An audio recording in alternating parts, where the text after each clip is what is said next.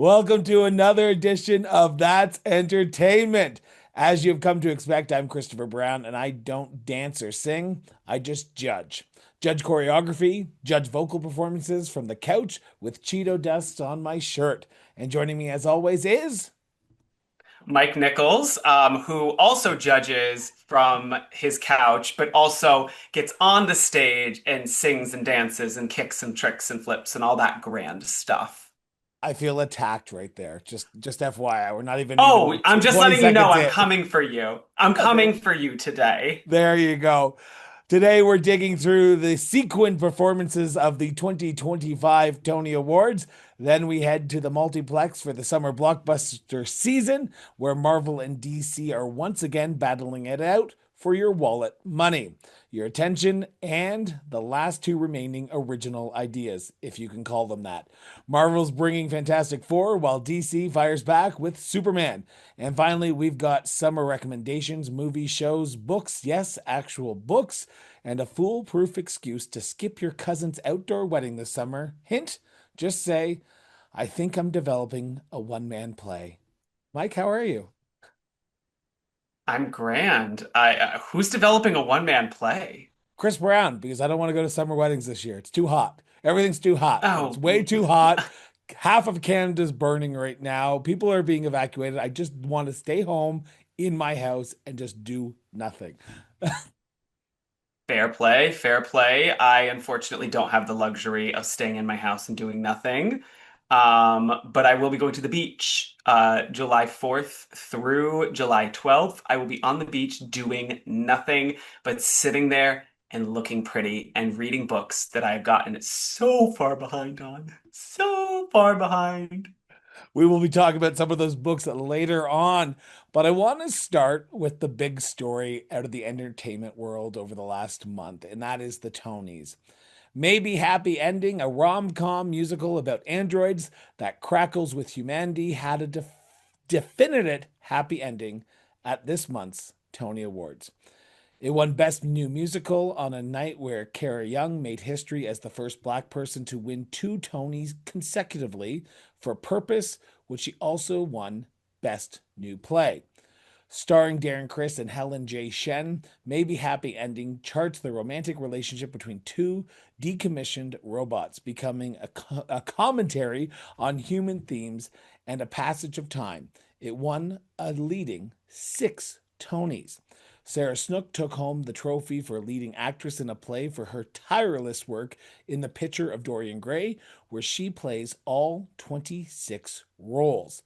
Downtown cabaret star Cole Escola took home the Best Actor in a Play trophy for playing a deranged, repressed, and over the top ahistorical version of Mary Todd Lincoln in Oh Mary, beating such Hollywood That's pretty stars accurate. as George Clooney and Daniel Day Kim. Sam Pinkerton won Best Director for Oh Mary and thanked Escola, saying they taught him, quote, do what you love, not what you think people want to see, end quote. Mike, what were your takeaways from this year's Tonys? Very, very, very happy Cola Scola won. It absolutely deserved to win. Also very happy that Purpose won for Best Play. I think that the playwright Brandon Jacob Jenkins is incredible, and he does not get nearly the recognition he should get. I'm not surprised about the Sarah Snook win. At this point, if you do a one-person show on Broadway, you're gonna win Best Play, and it's unfortunate because sometimes and some years there are people that are stronger that probably should get it. But it's like they stood on stage by themselves for 2 hours and didn't screw up once and was able to be in character and it was entertaining and it's getting good reviews. So like I guess we'll give it to them. And even though it's I just have an issue with that. I also don't want to pay top dollar for one person on stage. I won't. I think it's a waste of my money. I'm very upset that Nicole Scherzinger won for Best Actress in a Musical over Audra McDonald. That performance of Rose's Turn was unbelievable. But from what I've heard from people who have seen both, apparently she may have put in a little bit of extra oomph to that performance as a middle finger to Miss Patti LuPone, who there's been controversy with this week because apparently it is not as profound in the theater. I don't know. I haven't seen it. I was going to go see it, and then I got roped into seeing Moulin Rouge instead. For a with a friend. It was her first time in going to New York. I wasn't going to make her sit through Gypsy at $150 a ticket when we could have seen Moulin Rouge, which was going to be way more up her alley for like $80. That would be selfish of me, and I already was making her sit through Eureka Day, which won Best Revival in a Play. Very happy about that. But it was a really good night for comedy. Like, very good night. A lot of comedies won, and they don't tend to. Okay, so there's a few things I want to unpack there, but I want to start at the beginning and then sort of work our way backwards, but also in the statements that you said, kind of in the middle and work our way around that middle. I want to talk about Patti LuPone here for a few seconds because I don't Sure. understand what the controversy was around. I tried to do research, but I couldn't find the actual statement that she had said or she had was accused to have said because I just couldn't find it. And then there was backlash where there was a lot of Broadway performers who said we don't want Patti LuPone to come and be at the Tonys this year, which she came out and apologized, but in her apology, she basically said, I never apologize, and only when I know I'm wrong, and now I know I'm wrong." Explain this to me like I'm a 2-year-old child there, Mike. Yeah, this is where I am a white person. And so the lens I'm looking at this through is not the lens of someone who is a person of color. And therefore, there's nuances that I'm going to miss. So, about this fall, Patti LuPone and Mia Farrow were doing a play called The Roommate, which they shared a wall with the musical Hell's Kitchen, which is a musical based on Alicia Keys's music, Alicia Keys's life. It's a good time. It Yeah. won last year for a couple of Tony Awards. So uh, they shared a wall, and there were moments during the performance of The Roommate where you could hear from next door the music coming in because of how loud it was. Okay. Patti LuPone filed a complaint about the fact there was noise, and then there was a bit of drama with Keisha Lewis, who was in the show, who had won the Tony. So there was some back and forth with the two of them. There was a fan that had asked Patti LuPone to sign a playbill for Hell's Kitchen, and Patti said, I'm not signing that. They're too loud. And people were very upset over that. They were sharing a wall and it was bleeding through. And like, as someone who's had that happen before, it's super distracting, both as an actor and as an audience member.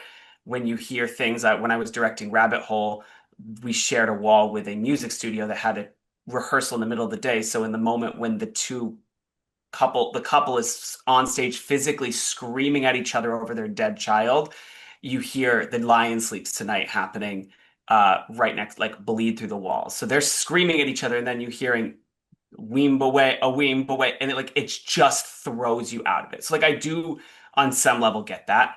The way Patti LuPone handles situations is awful. She is not a nice lady. She's openly admitted to not being a nice lady. People have loved and adored it for the longest time. And so she's never felt the need to improve her behavior. Um, so then cut to now, we're in Tony's season. We're having, interviews are happening. Patti LuPone gets brought into an interview and they ask her about the Keisha Lewis drama.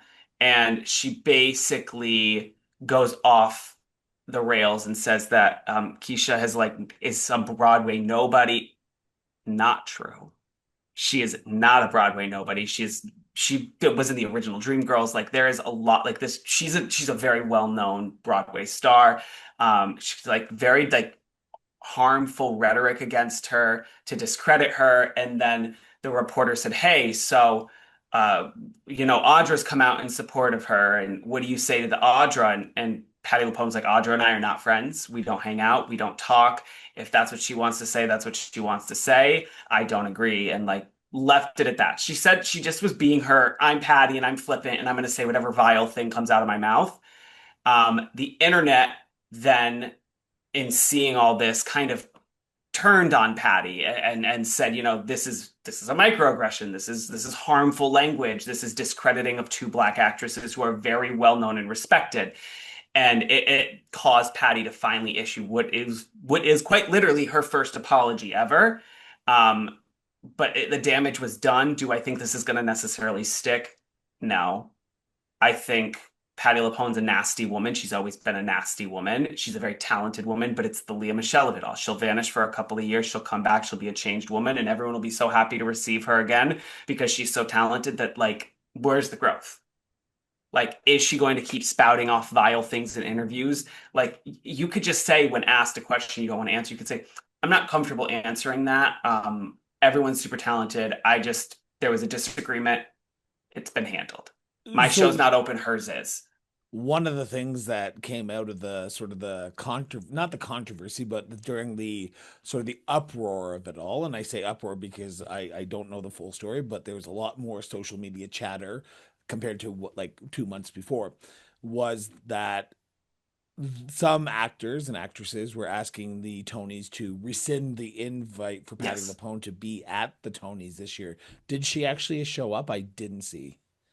She didn't show up. I don't think they rescinded her application, her invitation. I think she just chose not to show up. A lot of times those award ceremonies, they're long. As someone who has sat through one before, it is long. You have to get there super early. You have to do red carpet and day. Like, you basically, your day starts at 5 a.m. and it ends at 5 a.m. So, like, it's 24 hours of being awake. She was not nominated. Her show really wasn't nominated. Her best friend Mia Farrow was, but like, I, I don't Yeah. know. This isn't Mia Farrow's first time around the block, so like, Patty doesn't necessarily need to go. She may have not even been intending to go, period. Okay.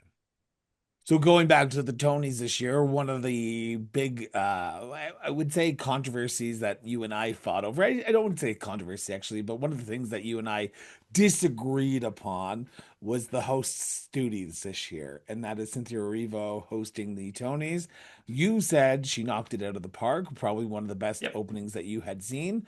I disagreed with you. What made you think that it was so good? Because I don't like. I've gone back and listened to some of the old openings of the Tonys before, and I can tell you there's some that I go, "Oh, that's memorable." Like you said, Neil Patrick Harris when he did his once performance, amazing. Josh Groban and Sarah Bareilles doing "This One's for the Losers," "This One's Not for the Winners," or whatever it was called. That was memorable to me. I don't remember what Cynthia Erivo sang or did for the opening, and that sort of tells me if it's a good opening or not from my perspective. And this is just me being me right now. Why did you think it was such a smash? But a It bunch. was beautiful musicality. Like, it was incredibly well performed. It was electric. It was not something we've seen before. Like, I'm so sick of them putting these like talk show hosts who are trying to promote their own show, who half of them don't know the first thing about Broadway, that get up there and try to have like an opening or whatnot. I like that we're pulling Broadway folks. I like that she did something that was like classic Broadway. Like, it felt like classic, like that classic feel, that classic sound, that classic approach to musical theater and musicality. And like, her pitch, her tone, everything was so spotless. Like, was it this big box office smashing thing? No, but it doesn't need to be. We're also seeing this argument happening with the RuPaul's Drag Race fandom, not to like segue too much, but like, this difference between the spectacle of it versus the standing there and doing nothing, but like putting so much into that stillness.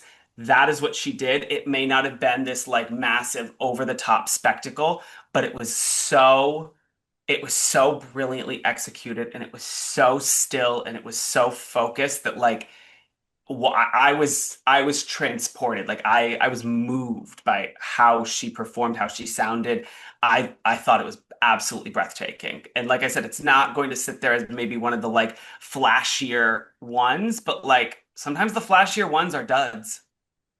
I think she did better than Corden. I'll be blunt with that. Like I think Corden was just not a good host, and I think his ability to segue and bring people along were just not the best. I will admit her, Cynthia Erivo's sort of segue comments and jokes that she had, whether it be Jonathan Groff or Oprah, they were hilarious. Those were the moments that I went, oh my God, that's actually really good. Like, who doesn't want to be spit on by Jonathan Groff? Let's be honest. So, okay, maybe, okay, for those who are listening to this, Michael has just raised his hand. Um, what makes a good host? Is it someone who can actually like continue the storyline and not feel like they're interjecting in the middle of a ceremony, or is it something else that I'm just missing completely? Well, especially for the Tonys, you want it to be topical, you want it to be funny, you want it to keep the show moving, and you want it to be entertaining. Like she came out in a different dress. She had the meme moments, like when she grabbed Oprah's little finger. Like it was, I lived. I loved her as, and I love her as an actress and as a performer. And this is also something we're seeing with Rachel Zegler right now. Like people do not like Cynthia Erivo because she gave some interviews where she was kind of wacky and she like had some controversy where she was upset over a poster. Like, and so therefore people have written her off as this horrible person who doesn't deserve airtime. Meanwhile, white actresses like Leah Michelle can behave far worse and are now being applauded for their time on Broadway. And I really do think like right now people are coming for Rachel Zegler because she was directed, told by someone else to sing Don't Cry for Me, Argentina on the balcony of the theater, not in the theater. And so people are upset with how dare she do that. She didn't make that decision, babe.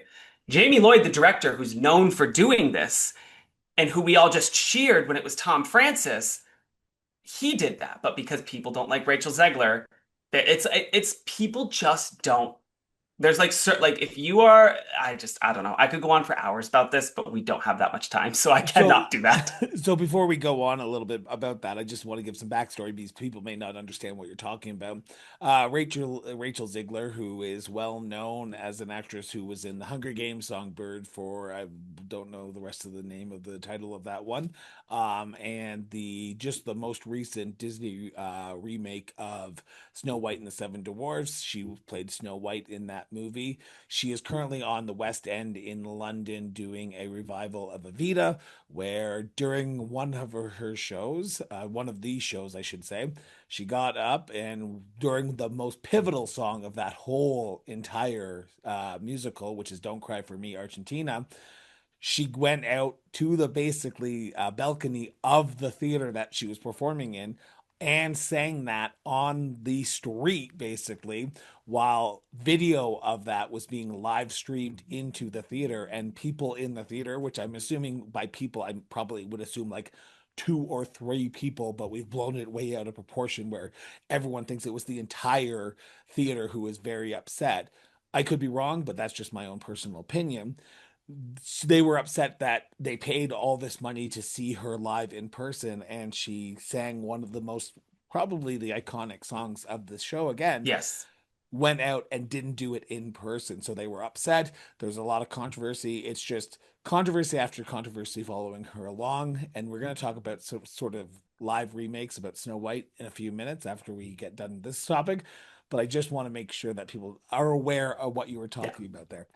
But going Yeah. back, And go ahead. it's no, and it's one of those situations where it's like she didn't make this decision. A Yeah. director said, "Hi, I want to do this and I want to film it and broadcast it." Like, and in that moment in the show, Ava Perón is giving this speech, the Don't Cry for Me, Argentina. She's giving it to the poor masses of Argentina. So it's also a metaphor and a commentary because she is quite literally singing it for free to the streets of London, to the streets of the West End, and like to the poor masses. Like it's brilliant. It's what Jamie Lloyd is known for. It's very avant-garde. So going into this, knowing he just did Sunset Boulevard, same thing. He had Tom Francis walk the streets and sing the title song, Sunset Boulevard, on the streets of New York, and he did it in West End. It's people on the internet blowing it out of proportion and saying and then going, well, she's not even that good, so why does she even think she didn't make the decision. Also, she is very good. Your prejudice is showing. And I will just say this for the I'm sake just of ready to fight. I'm ready to fight. Oh, it's so hot. I'm just feeling like I need to fight. you seem like you're a little bit ready to put your dukes up and take a little bit of action. I want to go back to the Tonys before we switch subjects here, Yeah. and we often talk on this show about what's going on in the sort of Broadway sphere because you're a Broadway person. I'm trying to learn more about Broadway. I've been going to more shows. Some are absolutely failures, some are absolutely garbage, and some are just absolutely okay. I haven't seen one that I've been blown away with yet. What Don't I happens know now? it? Uh, what happens now with the shows that just won or were nominated? Because Darren Chris for My Happy Ending or Happy and whatever it's called, Maybe happy endings. maybe Happy Endings. Thank you. I know he extended his run on Broadway until the end of August, so that people can go see him after winning the Tony. Oh Mary, they're doing some stunt casting, and I will say stunt casting because I think Jinx Monsoon of Drag Race Appeal is a big stunt Perfect. cast where, like, hey, we're going to put this person who is sort of stereotypically of what that show in, sort of is trying to represent of a, let's say, crazy Mary Todd Lincoln.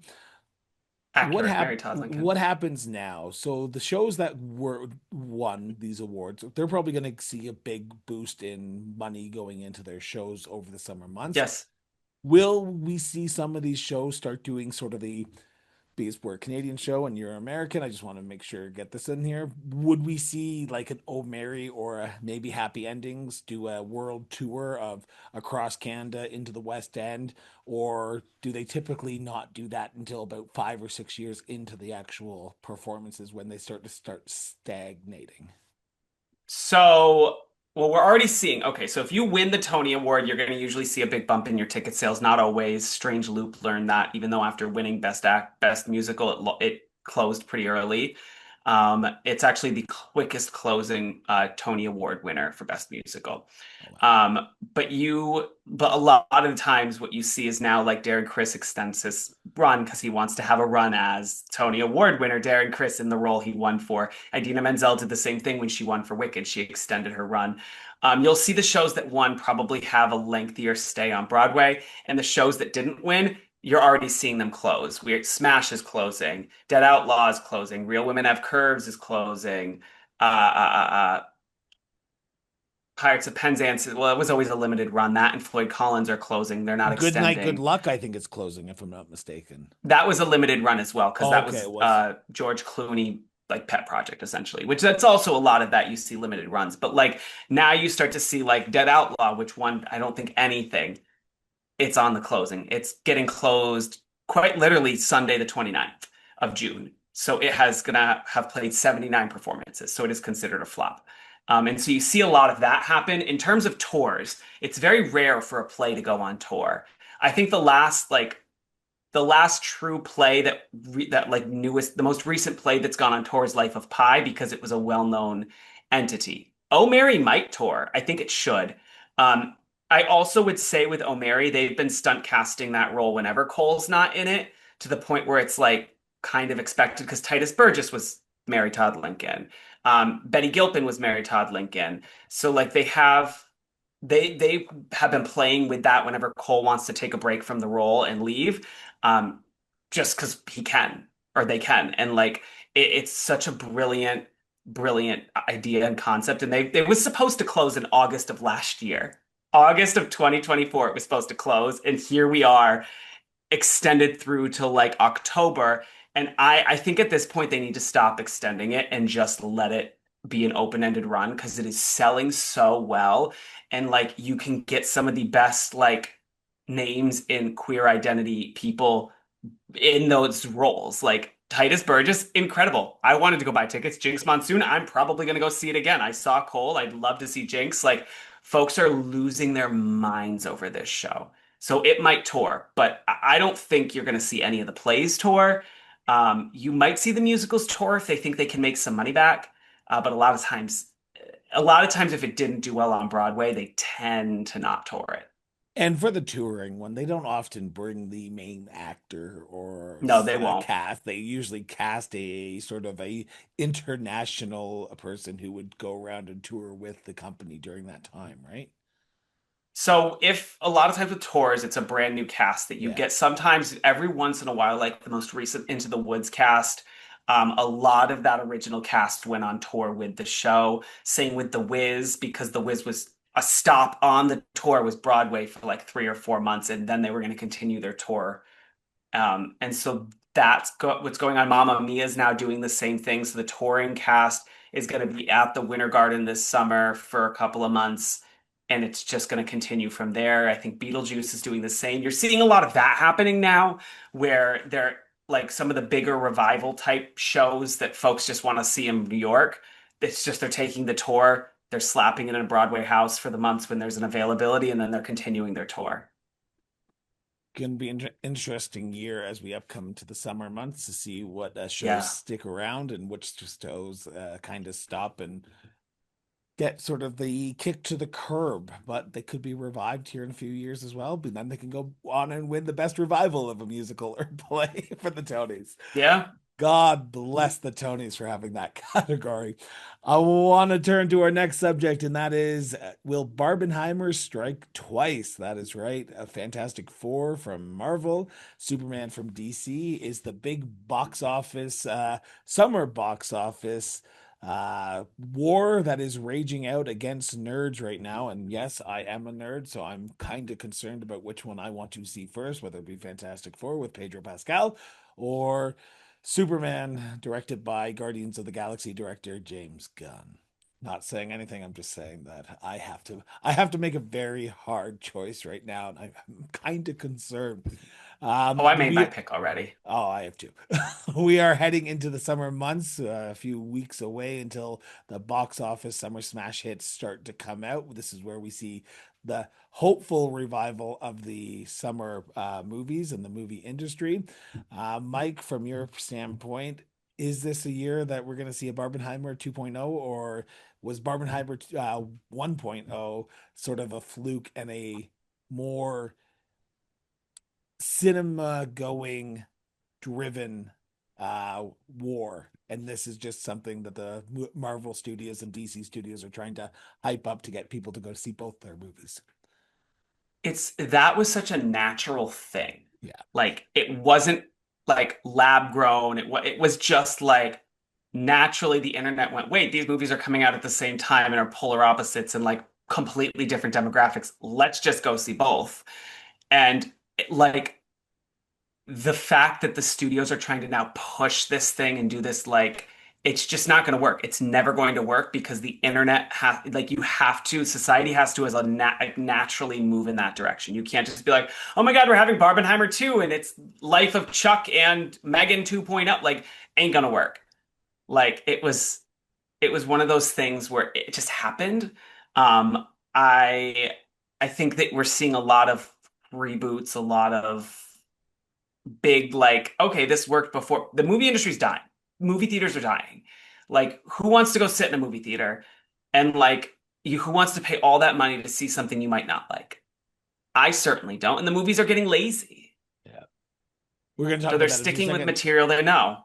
Because this isn't the first time they tried to do Barbenheimer 2.0. I think last Nope. year as well, Tom Cruise's Mission Impossible: The Final Reckoning was coming out at the exact same time as another movie, and I can't remember what it was.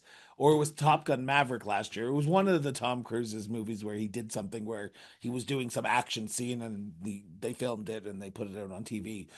Uh, there was another movie that was coming out at the exact same time, and it was a more I want to say, how do I say this respectfully without saying this respectfully?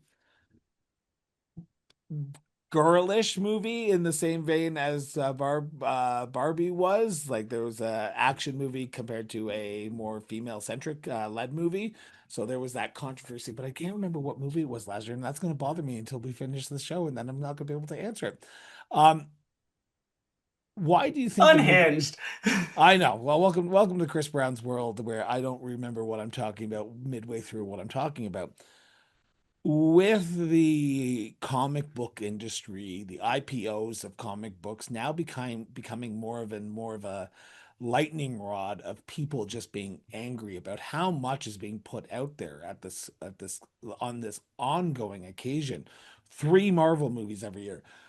We're soon probably going to be getting one or two DC movies every year. Is the IPO of IPO of comic book movies just at an end now, and we just need to just let it die a reasonable death? No, because we've talked about this exact same conversation on Have if we? these if comic book. We have talked about this at least once every time a new Marvel movie comes out, you and I have this conversation of are Marvel movies dead? Are comic book movies dead? And I'm always like, no, because we're still talking about them. They're still coming out, they still are selling well, they still are doing well, they're still being spoken about, whether positively or negatively. It's all still free publicity for them. And so they're not going anywhere. It is a easy action film that will sell tickets. Same with like why the Mission Impossible movies, the Fast and the Furious movies, the John Wick franchise. We have a Karate Kid coming out this year. Like it's movies that are safe, that sell, that excite people.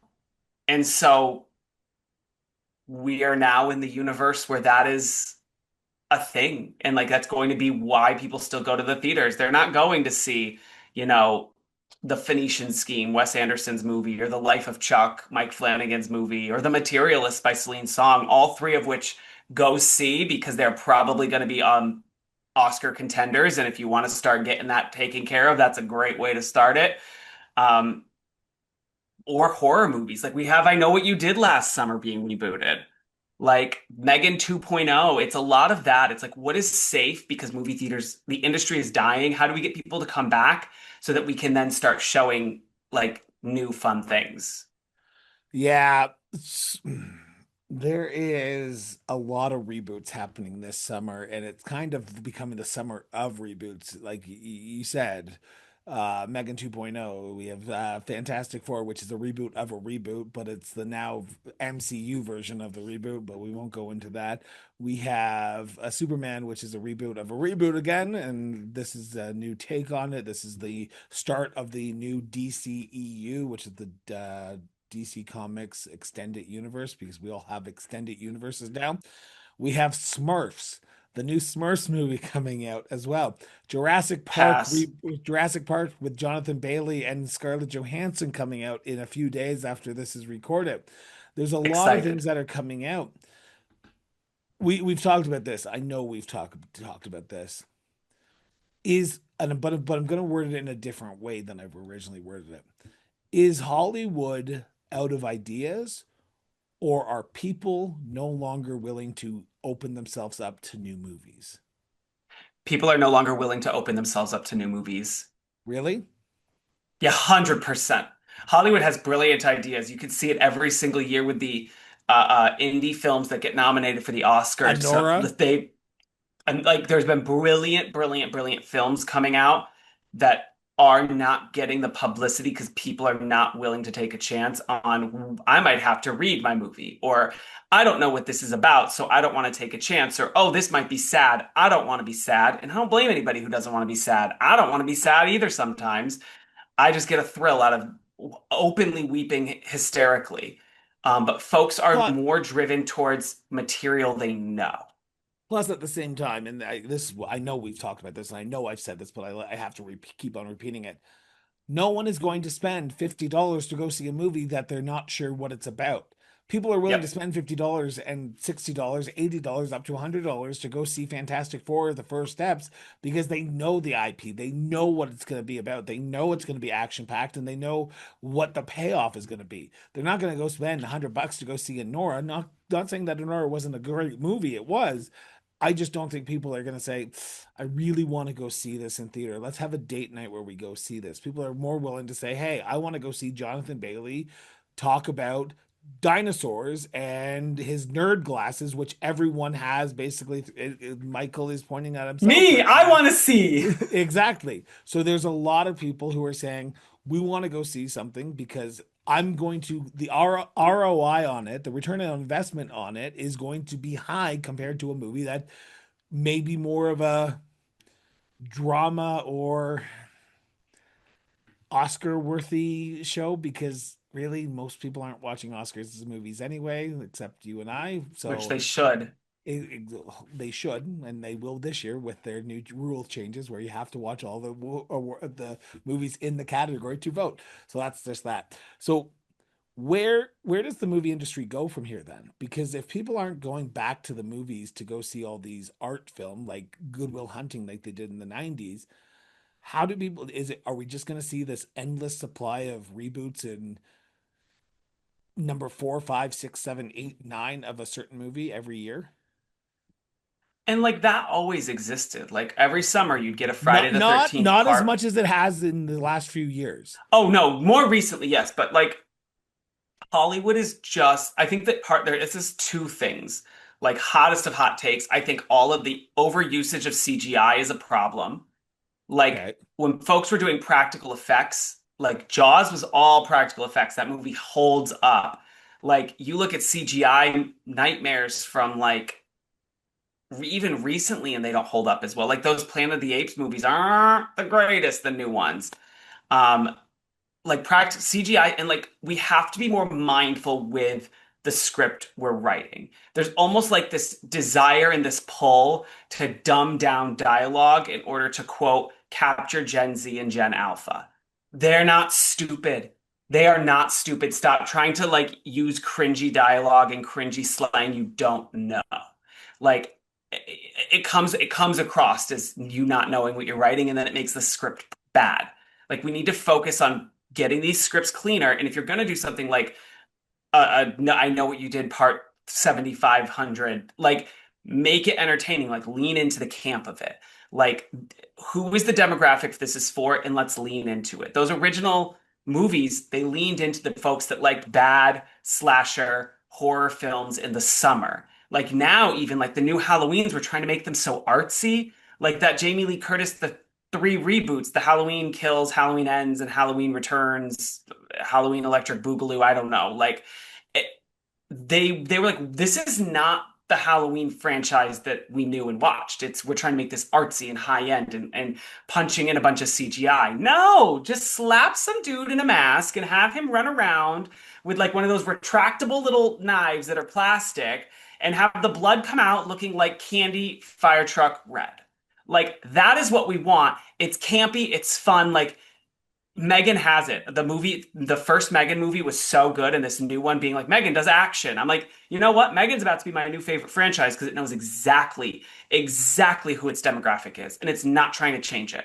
It said people like the camp, people like this because it is very like LGBT coded. Let's just lean into it. Now she's going to do action. We love it, You might and that's love my it. soapbox. I'm not sold on Megan yet. I watched part of the first one. I did not like it. Oh no, you have to finish it. Like, and you just have to, like, don't go in going, oh my God, this is going to be life changing. It's not. It's a little robot who twerks to Beyonce stabbing people. Sold. Sign me up. That concept alone, unhinged. I'm ready. Tell us how you really feel there, Michael. I'm ready to fight. You mentioned something I wanted to bring up during this Sure. part of the conversation. I want to talk about the use of CGI, and particularly around the use of CGI in reboots or reimaginations of original movies. We saw earlier this Mm. year with Snow White and the Seven Dwarfs, and I will admit I did not see it in theaters, but from what I hear, it bombed in theaters. It ended its run in theaters very early, but it has found a new life on Disney Plus, and most more people are streaming it at Disney Plus than they were actually going to the theaters. I think that's a time that's a sign of our times where people aren't willing to go pay again $50 to go see a movie, but they're willing to pay 13.99 or whatever it is in your respective areas to go watch a movie that they want to see, but they don't want to go spend a large amount of money at home, and they can pause it and they can come back to it later on. There's been a lot of talk over the last few years about CGI becoming more and more not looking the best, as the best way I can put it, where it looks like it is CGI. A few years ago, you could watch some things that were CGI and you go, oh my God, this actually looks like it is part of the movie. With the advancements that we have in today's world, it seems like we're getting further and further behind. Take case in point, the original remake of Jurassic Park with Chris Pratt. While you knew that the dinosaurs were CGI, spoiler alerts, dinosaurs are not alive, so they had to CGI everything. What? Some of it actually looked really good. Fast forward to the Snow White and the Seven Dwarfs, and it looked like a bad, bad case of CGI. I say this with the one caveat now. And I think they did a fan freaking tastic job at it.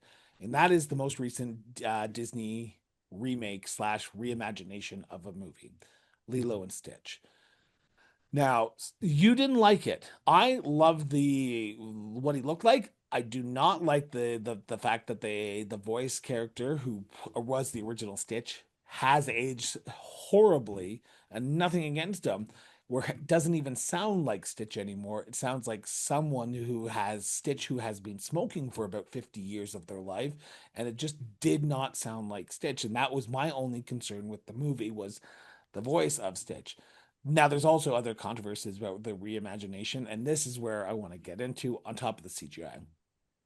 When you reimagine an original movie that people have come to grow and love, the original cartoon of Lilo and Stitch, which came out in the early 2000s, if I'm not mistaken, 2003. 2003, you end the movie where everyone's happy. They're a big giant family. That is what Ohana is. In the reimagined version, the director took some liberties, which is his right. That's where my beef is. That is where Is my beef is with Lilo and Stitch. And that's where I was going with that. When you reimagine something, can you take liberties like that, or should you stick true to the source material? What's your thoughts? Well, what are we taking liberties with? The entire message of the original film? No. Like, the decision to not put Pleakley in drag, was not happy about that. Like, that whole thing, removing that whole aspect and like that whole dynamic between him and Jumba, didn't love that. The removal of Gantu, because it just didn't work, fine.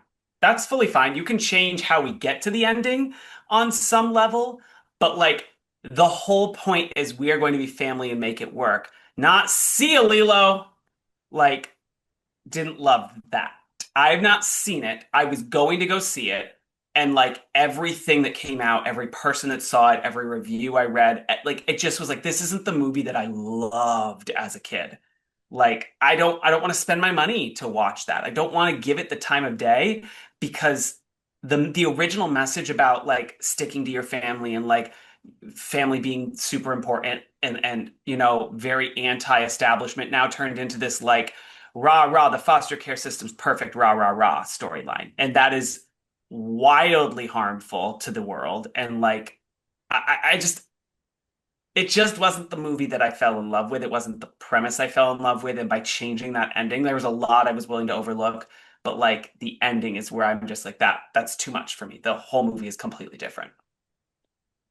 But has there ever been a good version of good reimagination of a movie where it actually did well by changing the sort of the main plot line of the show or the main plot of the story? Because the main plot of that story of Lilo and Stitch is we're all going to come together.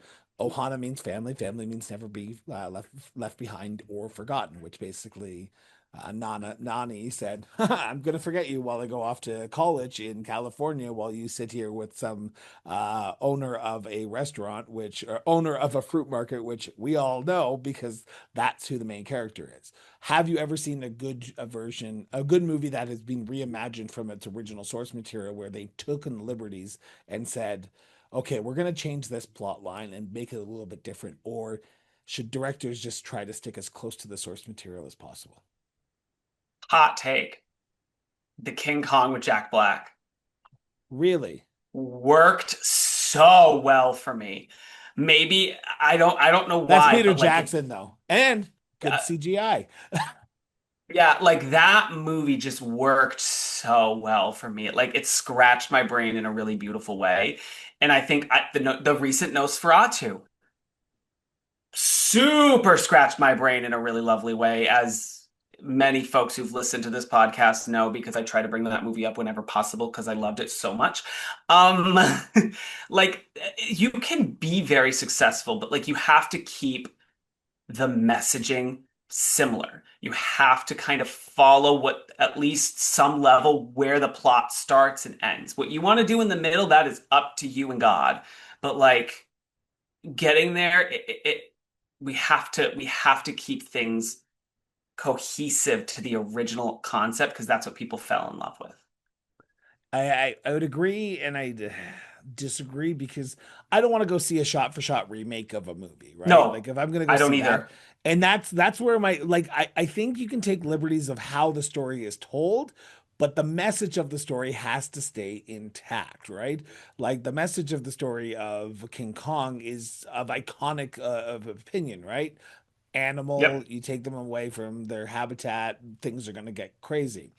With Lilo and Stitch, the whole message of that whole entire movie is family sticks together through the good times and the bad times. Not when you get an offer to go to California to go do schooling. I know they are For going to make a marine biology, for marine biology, you are on Hawaii, my love. You are on Hawaii. You can't go to like the University of Hawaii for marine biology. You're telling me that there is no anything in Hawaii that does marine biology. Okay. Okay, Nani, I see you, girl. hey, maybe she wants to Anyways, become a big star. Maybe she wants to be a star on Broadway. That's why she has to go to California first. I'm mad at Um, Nani. Last quick session before we begin our wrap up here because I can't believe we're almost at the hour mark because we love to chat, and that is the upcoming Oscar season. We are about to enter into after the summer blockbuster season, head into the summer sort of September October when we start seeing the first few movies that will be potentially nominated for Oscars, and then usually that doesn't really take effect until November and December. I'm not gonna. We're gonna talk about the Oscar seasons probably in our September episode, but I want to sort of talk about what should people look for when they're looking at potential Oscar nominees because there's a lot of movies that are going to be coming out Fast and Furious, not the Fast and Furious movies, but Fast and Furious as in like there's going to be a lot of movies over the next few months. What makes a good Oscar potential nominee this year? Oh, it is so it's become super common. Like look at the who's directing, look at who's involved in the film, look at who the producing company is. Like A24, you know those films are going to be highly favored. Wes Anderson, Steven Spielberg, you know that those directors get a lot of praise. Viola Davis, Meryl Streep, Tom Hanks, they tend to fall into films that are going to be a little more on the artistic side because they're at that point where they only are focused on let me make really creative, interesting art pieces. Joaquin Phoenix is another one. I would even say Margot Robbie now. Like, so in looking at these films and now even what they're doing is from the mind of Oscar nominated director, from the starring Oscar win, like seeing that it's like, okay, this is going to be looked at more closely than let's say Jurassic World because it's got more Oscar names attached.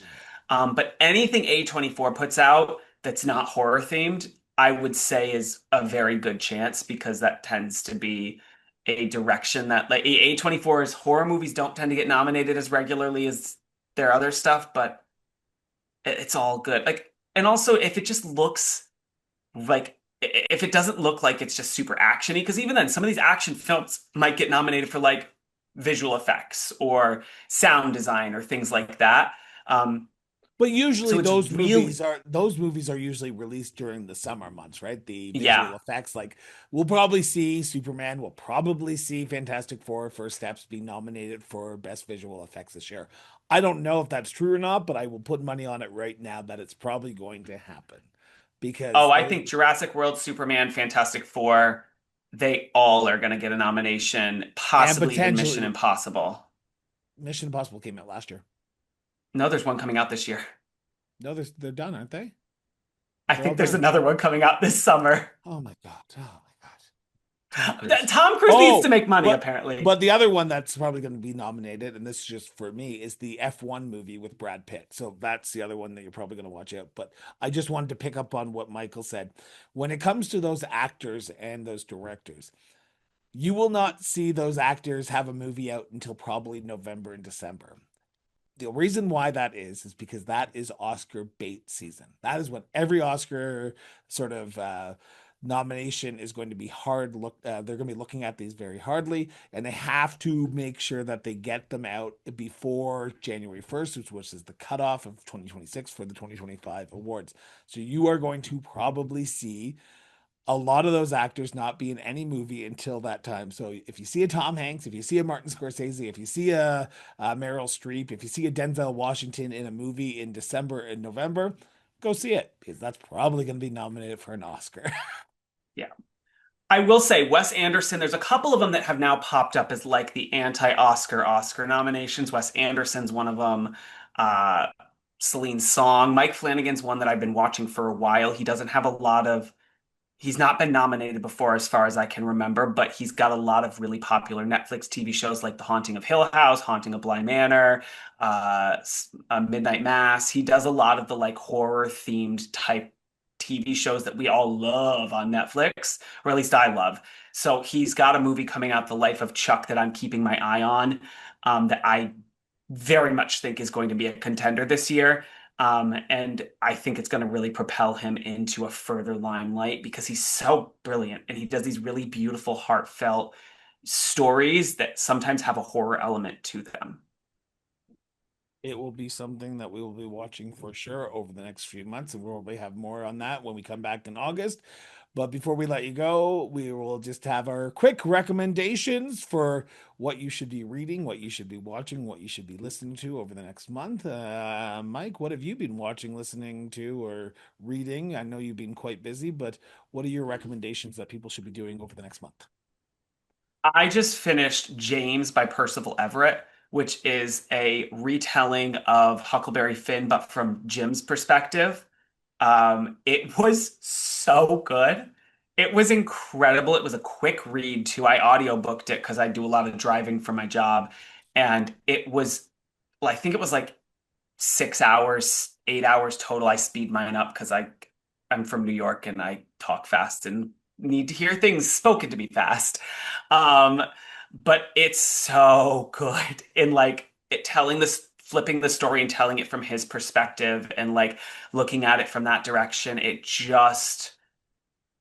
was exactly what you would want from that book and from that novel, and it really gave him the true light that he needed. And it says that it's like all the reviews are like, it's such a funny book. It ain't funny. Don't let like there's some like funny moments, but it's more like it's a very sobering reality. And like I'm still sitting with it. It was so brilliant. I had to like take a couple of days and not like consume anything because it was so good and I needed to give it time to process in my brain. I'll have to pick it up. How about you? My recommendation, I just had to make sure I was quoting the right name of it because I forgot what it was called. And it's an Apple TV show that I've been watching over the last few weeks. And I really binge watched it while I was on the road this month in New Brunswick and in Ontario for some conventions. And my big recommendation this month, is The Studio with Catherine O'Hara and Seth Rogen, where they talk about the movie industry and the TV industry from their perspective. Seth Rogen becomes a new TV or movie producer in Hollywood, and Bryan Cranston of Breaking Bad, Malcolm in the Middle, he plays his boss. And it is probably one of the most I don't want to say surreal, but probably one of the most funny things that I've watched in some times, where I actually laughed out loud and actually really enjoyed myself.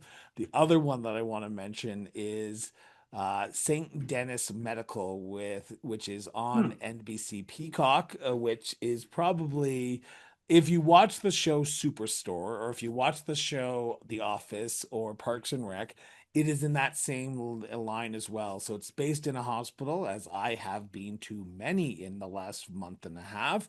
I would highly recommend it because it gives you an inside look of how the nursing situation down in the States is, with a comedic reaction.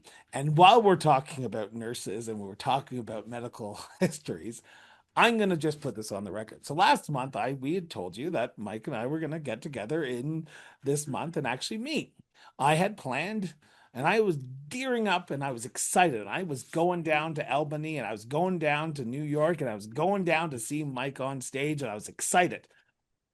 First off, if you're Canadian crossing into the America right now, Please be aware that you may be held up at the customs because they have to check everything out and you have to check what's going on and why you're going down there. And why would some guy from Calgary drive in with an Ontario car to Vermont when that's just not what people do? So be prepared for a long wait.